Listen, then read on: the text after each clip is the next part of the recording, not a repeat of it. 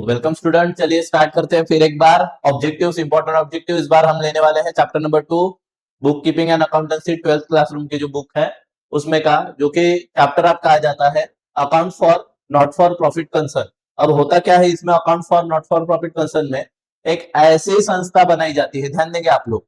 हमें अकाउंटिंग तो करनी है, हमें अकाउंटिंग पढ़नी भी है, बट ये संस्थे के बारे में थोड़ा इंफॉर्मेशन अपने को रखना पड़ेगा कि क्या ये संस्था रहती है, कैसे इसका वर्किंग रहता है, समझ लेंगे।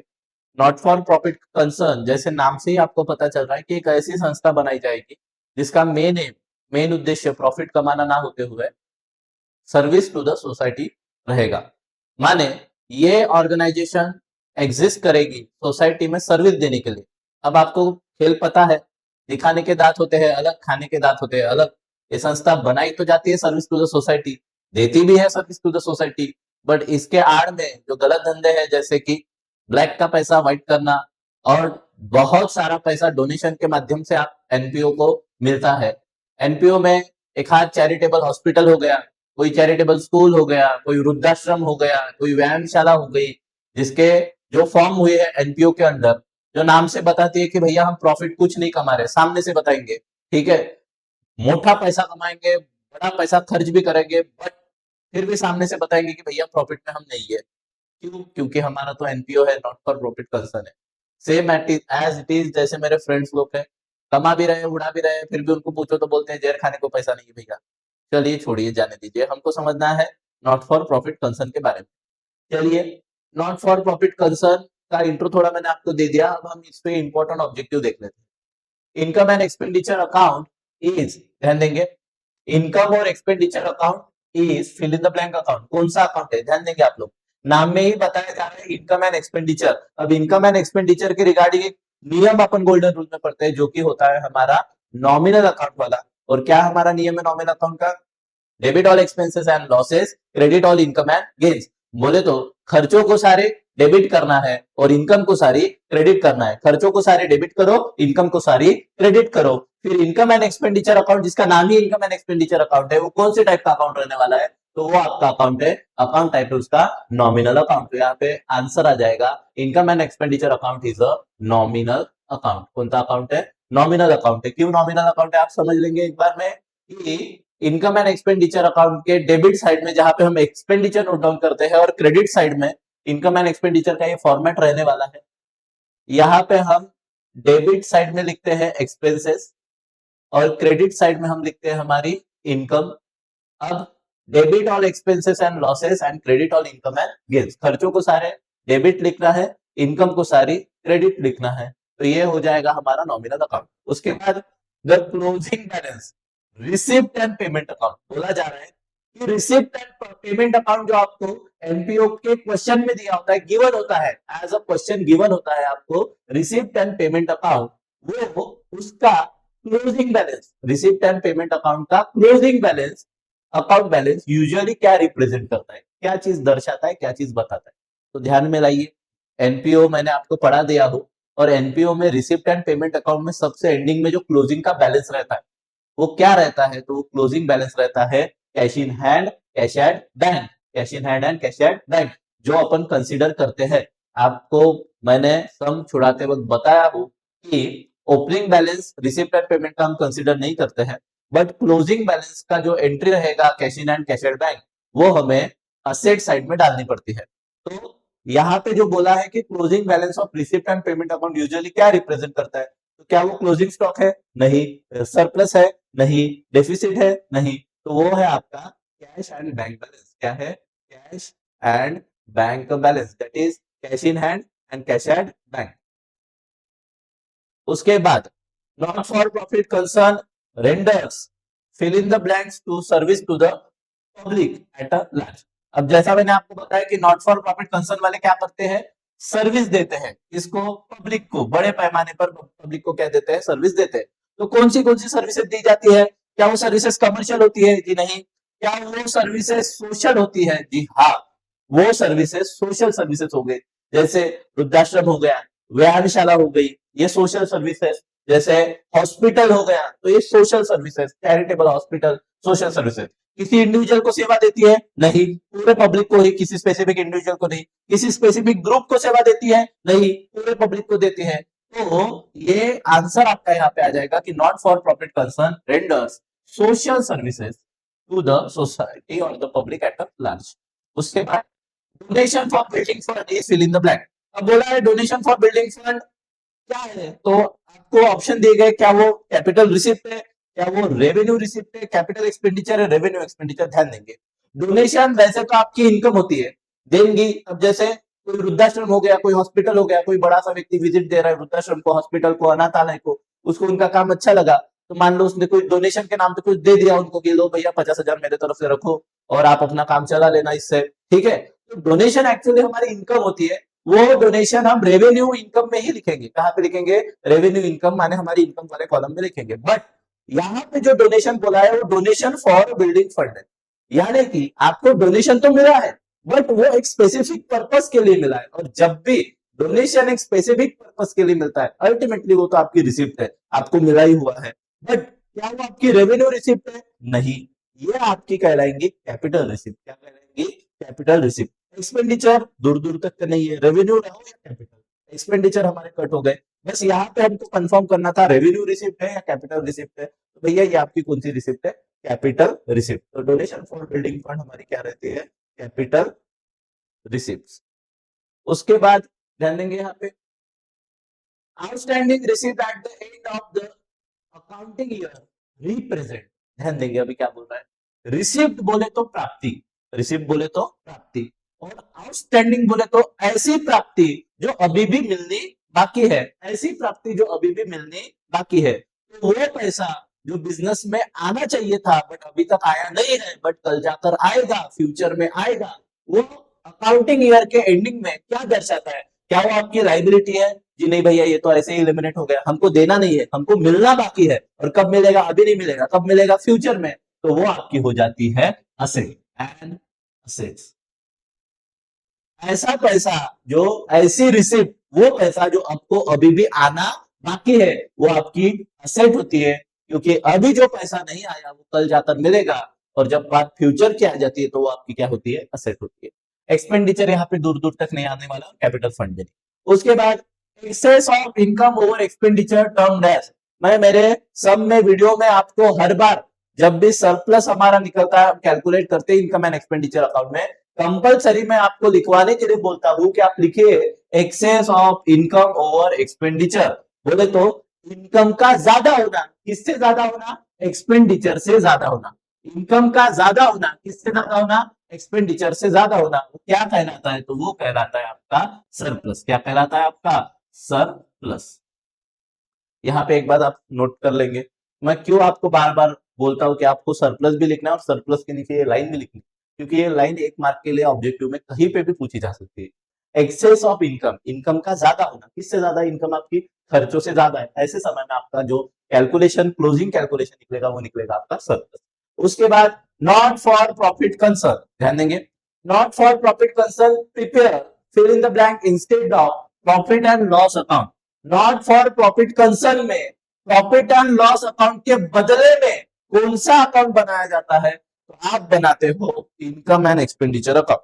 अगर आप फाइनल अकाउंट पढ़े हो तो फाइनल अकाउंट में आपको पता है ट्रेडिंग अकाउंट और ऑफिस के खर्चों के लिए profit and loss account maintain करते हैं। प्रॉफिट एंड लॉस अकाउंट भी एक प्रकार का नॉमिनल अकाउंट है, और प्रॉफिट एंड लॉस अकाउंट का भी वही नियम रहता है कि खर्चों को हमें डेबिट में लिखना है और इनकम को हमको क्रेडिट में लिखना है। सेम एक अकाउंट हम यहाँ पे बना देते हैं, बट उसका नाम चेंज हो जाएगा। प्रॉफिट एंड लॉस के बदले में हम यहाँ पे एनपीओ में, नॉट फॉर प्रॉफिट कंसर्न में बनाने वाले हैं इनकम एंड एक्सपेंडिचर अकाउंट। कौन सा अकाउंट बनाने वाले हैं? Income and expenditure account. ये भी हमारा नॉमिनल अकाउंट है। खर्चों को सारे हमको एक्सपेंडिचर में, बोले तो डेबिट साइड लिखना है, इनकम को सारी हमको क्रेडिट में, इनकम साइड में लिखना है। चलिए अब नेक्स्ट स्लाइड में और पढ़ते हैं, बाकी का ऑब्जेक्टिव कंप्लीट कर लेंगे। चलिए आगे बढ़ते हैं। The excess of assets over liability. बोले तो असेट्स का ज्यादा होना, किससे ज्यादा होना? लाइबिलिटीज से ज्यादा होना। तो जब हम असेट्स में से लाइबिलिटीज को क्या कर देंगे? माइनस कर देंगे। जो एक्सेस में बचेगा, जो ज्यादा में बचेगा, तो वो हमारा होने वाला है कैपिटल फंड। क्या बचता है हमारा? Capital fund. आपको पता है ये टेक्निक हम करते हैं जब क्वेश्चन में हमको पुराने वाले असेट्स एंड लाइबिलिटीज, पिछले साल की असेट्स एंड लाइबिलिटीज का इंफॉर्मेशन प्रोवाइड होता है, उस इंफॉर्मेशन को एक डमी वाली बैलेंस शीट में इंफॉर्मेशन को पुट करके एक साइड में अपन पूरा अपनी असेट्स लिख देते हैं और असेट्स में से यहाँ पे अदर लाइबिलिटीज को क्या कर देते हैं, माइनस। तो असेट्स में से लाइबिलिटीज को माइनस करने के बाद जो बैलेंसिंग फिगर वो हमारी बचती है, उस बैलेंसिंग फिगर को हम बोलते हैं हमारा कैपिटल फंड। तो the excess of assets over liabilities is are term as a capital fund. उनको क्या बोला जाता है, कैपिटल फंड बोला जाता है। फॉर अ पब्लिक हॉस्पिटल, एक पब्लिक हॉस्पिटल, फिर से पब्लिक हॉस्पिटल भी एक प्रकार का एनपीओ है। For a public hospital expenditure on purchase of medical instrument, किसी भी हॉस्पिटल को मेडिकल इंस्ट्रूमेंट की जरूरत होती है। अब आप मुझे बताइए, क्या हॉस्पिटल ये मेडिकल इंस्ट्रूमेंट हर रोज खरीदता है, हर महीने खरीदता है, या फिर एक बार खरीदेगा और सालों साल उसके बेनिफिट पाएगा? तो हॉस्पिटल एक बार मेडिकल इंस्ट्रूमेंट खरीदेगा और सालों साल उसके क्या पाने वाला है, बेनिफिट पाने वाला है। तो ऐसी असेट्स जो आप आज खरीदते हो, ऐसे खर्चे जो आप आज करते हो और उसका बेनिफिट आपको फ्यूचर में भी मिलने वाला है, ऐसे एक्सपेंडिचर्स को हम बोलते हैं कैपिटल एक्सपेंडिचर। तो इसका हमारा आंसर आ जाएगा कैपिटल एक्सपेंडिचर। समझे हैं आप?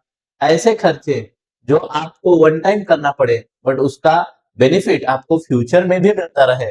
हॉस्पिटल इक्विपमेंट में जैसे मेडिकल इंस्ट्रूमेंट्स, मेडिकल इंस्ट्रूमेंट्स में आ गए आपके जो भी ऑपरेशंस के इंस्ट्रूमेंट हो गए या अदर कोई इंस्ट्रूमेंट हो गया, वेंटिलेटर्स हो गया, ये मशीन्स जो हो गई, एक्सरे मशीन हो गई, ये वो, तो आपको बार बार करने वाले खर्चे नहीं है, आपको एक बार वो खर्चा करना पड़ता है और सालों साल वो आपको क्या देते हैं, बेनिफिट देते हैं। तो ये वाले हमारे कौन से खर्चे होते हैं? तो ये होते हैं हमारे कैपिटल एक्सपेंडिचर। चलिए उसके बाद चलते हैं, आगे बढ़ते हैं। Fund which provides a permanent source of income to non trading organization, ऐसा फंड जो मिलता है परमानेंट सोर्स ऑफ इनकम के स्वरूप में, किसको? नॉन ट्रेडिंग ऑर्गेनाइजेशन को। नॉन ट्रेडिंग ऑर्गेनाइजेशन का वही मतलब होता है organization for not for profit concern. ऐसे ऑर्गेनाइजेशन जो प्रॉफिट नहीं कर रही है, ट्रेडिंग व्यापार में दिलचस्प नहीं है, तो किस में दिलचस्पी है उनकी? सोशल सर्विस में।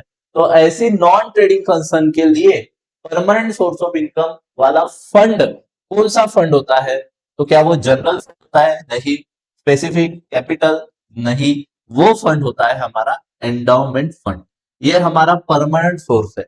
अब आपका नॉन ट्रेडिंग कंसर्न, मान लो कोई स्कूल है, कोई अनाथालय है, कोई वृद्धाश्रम है, तो उस वृद्धाश्रम को, स्कूल को कहीं ना कहीं से, बड़े बड़े लोगों से, उद्योगपतियों से या किसी से भी कभी ना कभी या हर समय, साल में एक बार, दो बार, तीन बार, ये चलता ही रहता है।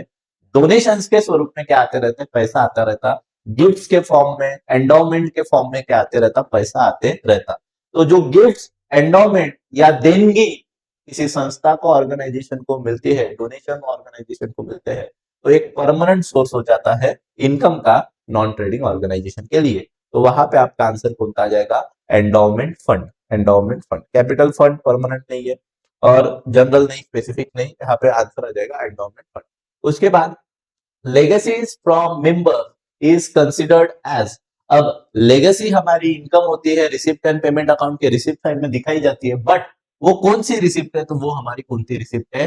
कैपिटल रिसिप्ट है। कौन सी रिसिप्ट है वो? हमारी कैपिटल रिसिप्ट। तो यहाँ पे आंसर क्या आ जाएगा? Legacies received from members considered as a capital receipt. both capitalized receipt and capital expenditure are both capitalized receipt and capital expenditure are shown in the, इसका आंसर आपका आ जाता है बैलेंस शीट। कैपिटल रिसीव्स और capital expenditure हम दोनों कहाँ पे note down कर देते हैं? एक ही समय में, एट अ टाइम में बैलेंस शीट पे नोट डाउन कर देते हैं। तो इसका आंसर आ जाएगा बैलेंस शीट। उसके बाद usually fill in the blank is a major source of revenue income for not for profit concern. Usually fill in the blank is a major source of revenue income for not for profit concern. Not for profit concern के लिए regular या revenue income का source कौन सा होता है? तो वो आपका होता है सब्सक्रिप्शन। सब्सक्रिप्शन आपके ऑर्गेनाइजेशन में जितने भी सदस्य है, मेंबर्स है, वो आपको कंटिन्यूअसली सब्सक्रिप्शन के अमाउंट आपको भेजते रहेंगे, जो आपकी एक फिक्स रहेगी कि सालाना एक मेंबर ने इतना रुपए का सब्सक्रिप्शन देना चाहिए। और सब्सक्रिप्शन ही एक मेजर और मेन इनकम सोर्स होता है किसी भी नॉट फॉर प्रॉफिट कंसर्न के लिए। ये हो गया ऑप्शन के साथ वाले फिल इन द ब्लैंक्स। अब हम लेंगे कंप्लीट द सेंटेंस। चलिए स्टार्ट करते हैं। चलिए स्टूडेंट स्टार्ट करते हैं कंप्लीट द सेंटेंस। अब होता क्या है कंप्लीट द सेंटेंस में, यहाँ पे आपको ऑप्शन नहीं दिए जाएंगे, आपको ही आंसर का अजम्पशन करना पड़ेगा, अंदाजा लगाना पड़ेगा कि फिल इन द ब्लैंक्स में कौन सा आंसर आने वाला है। चलिए सिंपल रहता है, हमेशा की तरह स्टार्ट करते हैं। Income and expenditure account is similar to fill in the blank account of a trading concern. अब ट्रेडिंग कंसर्न बोले तो ऐसी संस्था जो व्यापार करती है, तो व्यापार करने वाली संस्थाएं कौन कौन से अकाउंट बनाते हैं, तो वो अपनी बुक्स ऑफ अपने अकाउंट बुक मेंटेन करते हैं फाइनल अकाउंट के फॉर्मेट में, जिसमें अकाउंट बनते हैं trading account, profit and loss account और एंडिंग में बनते हैं बैलेंस शीट। तो आपको बोला है कि ट्रेडिंग कंसर्न यानी व्यापारी संस्थाएं जो अकाउंट मेंटेन करती है उसी के समान income and expenditure account maintain जो किया जाता है, वो ट्रेडिंग कंसर्न में कौन सा अकाउंट उसी के समान मेंटेन किया जाता है, तो उसका आंसर आपका आ जाता है profit and loss account. Answer क्या आ जाता है? Profit and loss account. अब हमारे नॉट फॉर प्रॉफिट कंसर्न में हम इनकम एंड एक्सपेंडिचर अकाउंट बनाते हैं, उसी की तरह व्यापारी संस्थाएं अपने अकाउंट बुक में नॉट फॉर प्रॉफिट कंसर्न बनाते, अपने बुक में प्रॉफिट एंड लॉस अकाउंट बनाती है। उसके बाद credit side of receipt and payment account shows cash. ध्यान देंगे, अब रिसिप्ट एंड पेमेंट अकाउंट होता क्या है, तो नॉट फॉर प्रॉफिट में क्वेश्चन में जो बॉक्स दिया रहता है वो हमारा रहता है रिसिप्ट एंड पेमेंट अकाउंट का। अब रिसिप्ट साइड यहाँ पे आपको मिलेगी डेबिट पे देखने के लिए, और क्रेडिट में मिलेगी आपको पेमेंट साइड। तो आपको बोला है credit side of receipt and payment account shows cash. क्या बताती है, तो कैश में करे गए पेमेंट्स को कौन सी साइड शो करती है? Credit side. तो यहाँ पे आपका आंसर आ जाता है पेमेंट्स। आंसर क्या आ जाता है? पेमेंट्स। उसके बाद income and expenditure account is fill in the blank account. Income and expenditure account कौन से टाइप का अकाउंट है, तो इनकम एंड एक्सपेंडिचर अकाउंट आपका कौन सा टाइप का अकाउंट बन जाता है, तो ये आपका हो जाता है नॉमिनल टाइप का अकाउंट। कौन से टाइप का अकाउंट हो जाता है? नॉमिनल। अब आप बोलोगे सर ऐसा क्यों, तो आपको पता है इनकम एंड एक्सपेंडिचर अकाउंट में डेबिट साइड में हम क्या लिखते हैं? खर्चे, debit all expenses and losses, credit all income and gain. तो ये नियम किस अकाउंट का होता है, तो ये नियम होता है नॉमिनल अकाउंट का। तो इनकम एंड एक्सपेंडिचर अकाउंट आपका किस प्रकार का अकाउंट है, तो ये आपका नॉमिनल प्रकार का अकाउंट है, नॉमिनल टाइप ऑफ अकाउंट। उसके बाद excess of income over expenditure, बोले तो इनकम का ज्यादा होना, किससे ज्यादा होना? इनकम का खर्चों से ज्यादा होना। जब इनकम हमारी खर्चों से ज्यादा है तो वो क्या कहलाता है हमारा? वो हमारा कहलाता है सरप्लस। क्या कहलाता है? सरप्लस। उसके बाद cash receipt which are recurring in nature are called as revenue receipt. Revenue receipt ऐसी कैश रिसिप्ट जो आपको बार बार मिलने वाली है इनकम के स्वरूप में, ऐसे रिसिप्ट को, रिसिप्ट माने ऐसे प्राप्ति को, जो पैसा आपको आ रहा है उसको क्या बोलोगे, तो वो आएगी आपकी रेवेन्यू रिसिप्ट। उसके बाद the transactions recorded in the income and expenditure account related to only income and expenditure account में हम कौन से ट्रांजेक्शन रिकॉर्ड करते हैं, तो मैं आपको नियम बताया हूं, अगला पिछला माइनस करंट वाला प्लस। अब करंट वाला आपको प्लस क्यों करना पड़ता, क्योंकि इनकम एंड एक्सपेंडिचर अकाउंट में हम सिर्फ करंट अकाउंट वाले या करंट ईयर वाले ट्रांजेक्शन ही क्या करते हैं? नोट डाउन करते। तो यहाँ पे लिख देंगे करंट ईयर। किस ईयर से संबंधित होता है इनकम एंड एक्सपेंडिचर में? कौन से ईयर से संबंधित एंट्रियां जाती है, तो करंट ईयर से संबंधित एंट्री आपकी कहां पे चली जाएगी? इनकम एंड एक्सपेंडिचर अकाउंट में। चलिए आगे बढ़ते हैं। Aurangabad university prepare fill in the blank account instead of profit and loss account. अब Aurangabad university profit and loss account के बदले में, instead of profit and loss account, profit and loss account के बदले में कौन सा अकाउंट बनाती होंगी? तो आप सोचिए, औरंगाबाद यूनिवर्सिटी एक नॉट फॉर प्रॉफिट ऑर्गेनाइजेशन है। यूनिवर्सिटी या शिक्षण संस्थाएं जो भी बनती है उनका एम प्रॉफिट कमाना नहीं होता। हालांकि ये बताने की बात है, अंदर की बात आप सबको पता है, हम सब जानते हैं। औरंगाबाद यूनिवर्सिटी प्रिपेयर्स, तो Aurangabad university profit and loss account तो नहीं बनाती है, क्योंकि वो ट्रेडिंग कंसर्न नहीं है, कोई व्यापारी संस्था नहीं है, नॉट फॉर प्रॉफिट ऑर्गेनाइजेशन है, नॉट ट्रेडिंग कंसर्न है। तो फिर वो क्या बनाती होंगी, तो वो बनाती है इनकम एंड एक्सपेंडिचर अकाउंट। क्या बनाती है? Income and expenditure account. Income and expenditure account. चलिए आगे बढ़ते हैं। Not for profit organisation is never engage in, not for profit organization ऐसी संस्था है जो organization not for profit, profit कमाने के लिए बनी नहीं है। ऐसी संस्था है कौन सी एक्टिविटीज में एंगेज रहती है, या not for profit organisation is never engage. Never engage बोले तो ऐसी एक्टिविटीज में, ऐसे गतिविधियों में एंगेज रहती नहीं है। तो कौन सी गतिविधि में एंगेज नहीं रहती? तो वो है ट्रेडिंग। क्या है? ट्रेडिंग। ट्रेडिंग बोले तो व्यापारी एक्टिविटीज में, ट्रेडिंग एक्टिविटीज में हमारी नॉट फॉर प्रॉफिट ऑर्गेनाइजेशन कभी एंगेज नहीं रहती। Not for profit organisation is also called as service organisation. कौन? Service organisation. अब सर्विस ऑर्गेनाइजेशन हम क्यों बोलते हैं? क्योंकि ये ऑर्गेनाइजेशन का इस्टेब्लिशमेंट ही इस ऑब्जेक्टिव पे हुआ है कि हमको सोसाइटी को या पब्लिक को at a large service provide करनी है। Subscription received from member is considered as revenue income. Legacy received by not for profit concern. Legacy जो हमें मिलती है नॉट फॉर प्रॉफिट कंसर्न में, वो ऑन बेसिक, कौन से बेसिक्स पे रहती है? तो वो रहती है परमानेंट बेसिक पर। आपको पता है नॉट फॉर प्रॉफिट के क्वेश्चन सॉल्व करते वक्त हमको एडजस्टमेंट आती है कि 50% ऑफ एंट्रेंस फी कैपिटलाइज। अब एंट्रेंस फी तो हमारी इनकम होती है, बट हमें उसको कैपिटलाइज करना पड़ता। तब हम उसे कहां पे ऐड करते हैं? एडेड टू, कहां ले जाकर ऐड करते हैं? तो हम उसको ऐड करते हैं हमारी कैपिटल फंड में। कहां पे ऐड करते हैं? Capital fund. तो income which are to be capitalise are to be added to capital fund. तो यहाँ पे हमारा कंप्लीट द सेंटेंस क्या होता है? खत्म होता है। Gives the one word, one word one term. ये आपको एग्जाम में पूछा जाएगा 1 मार्क के लिए। Donation received for a specific purpose. अब आप ये समझ लीजिए कि जब भी नॉट फॉर प्रॉफिट ऑर्गेनाइजेशन है, ऐसी संस्था जो प्रॉफिट के लिए नहीं बनी है, कोई अच्छा काम चल रहा है, वृद्धाश्रम चला रहे हैं, कोई अनाथालय चला रहा है, कोई कॉलेज, कोई स्कूल, कोई हॉस्पिटल, तो कंपलसरी उसको तो कोई ना कोई अच्छा आदमी, भला आदमी डोनेशन दे ही देगा। बट मान लो उस बंदे ने, अगर मान लो कोई अमीर आदमी तुम्हारे हॉस्पिटल में हॉस्पिटल में एक विजिट के लिए आ गया, और विजिट के लिए हॉस्पिटल में आया तो उसने देखा कि यार हॉस्पिटल की बिल्डिंग को पेंटिंग की जरूरत है। मान लो उसने बिल्डिंग के रिपेयर्स के लिए और पेंटिंग के लिए 1 लाख रुपए का डोनेशन दे दिया। अब आपको 1 लाख रुपए डोनेशन में तो मिला, बट क्योंकि वो स्पेसिफिकली बिल्डिंग के रिपेयर्स के लिए था, तो वो बिल्डिंग रिपेयर्स फंड का उसको क्या गिर जाएगा? नाम गिर जाएगा। तो यहाँ पे वन वर्ड में आपको वही पूछा गया है, donation received for a specific purpose. Donation received for a specific purpose माने किसी उद्देश्य से अगर आपको कोई डोनेशन मिल रहा है तो वो क्या कहलाएगा? तो वो उसका एक्चुअल आंसर रहेगा specific,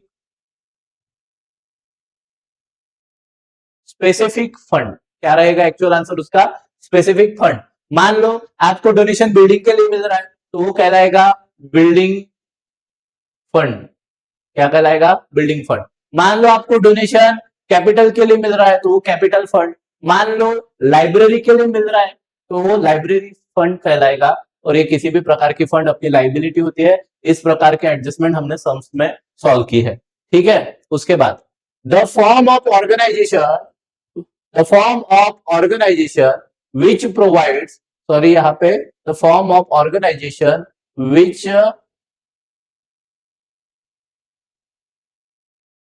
which provides only service to the society। ऐसी ऑर्गेनाइजेशन जो सोसाइटी को सिर्फ सर्विस प्रोवाइड करने के लिए बनी है, तो ऐसी ऑर्गेनाइजेशन का नाम आ जाता है not for profit concern. Not for profit concern. ऐसी ऑर्गेनाइजेशन जो सोसाइटी को सिर्फ सर्विस देने के लिए बनी है, प्रॉफिट कमाने के लिए नहीं बनी। उसके बाद an account which is prepared by not for profit concern. Not for profit concern जो अकाउंट मेंटेन करते हैं instead of profit and loss account.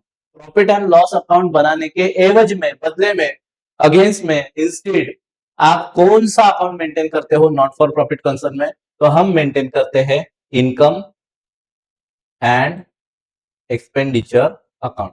Income and expenditure account. हम कौन सा अकाउंट मेंटेन करते हैं नॉट फॉर प्रॉफिट कंसर्न में? Profit and loss के बदले में income and expenditure account. An account which records only revenue items in case of NPO.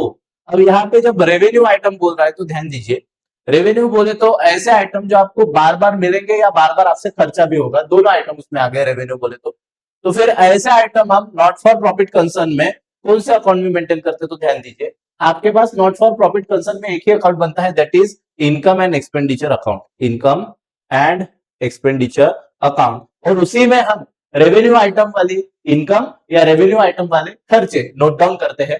बार बार कमाई हुई इनकम भी हम इनकम एंड एक्सपेंडिचर अकाउंट के क्रेडिट में डालते हैं, और एक्सपेंसेस, बार बार होने वाले खर्चे भी हम डेबिट में डालते हैं।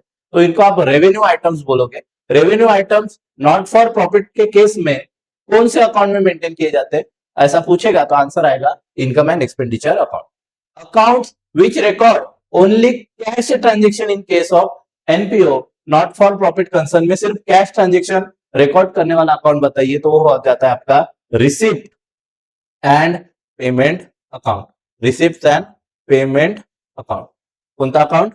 Receipt and payment account. उसके बाद the expenses which awkward during the year but not paid during the year, ऐसे खर्चे जो साल में ऑक्योर हुए, माने ऐसे खर्चे जो आपको साल में देने हैं, उस साल करंट ईयर में देने हैं, but not paid during the year, but आपने उस साल में उनको पेड किया नहीं है।